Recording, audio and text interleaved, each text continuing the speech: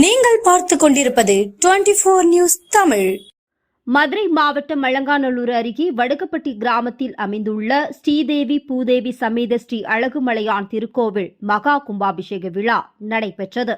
3 நாட்கள் நடந்த இந்த யாகசாலை பூஜையில் மங்கள இசை முழங்க கோபூஜை, கணபதி பூஜை, விக்னேஸ்வர பூஜை, வாஸ்து சாந்தி, அதனைத் தொடர்ந்து முதல் கால யாக வேள்வி ஆரம்பமாகி மகா பூர்ணாகூதி தீபாராதனை நடைபெற்றது.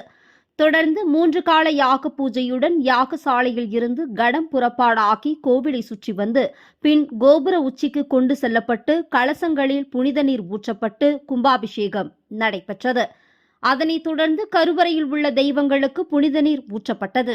கோவிலுக்கு வருகை தந்த ஊராட்சி மன்ற தலைவர் பாலமுருகன் தனது குடும்பத்துடன் சுவாமி தரிசனம் செய்தார்.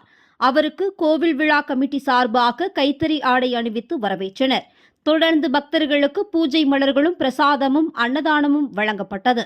ஏற்பாடுகளை கோவில் நிர்வாகிகள், விழா குழுவினர், கிராம பொதுமக்கள் செய்திருந்தனர்.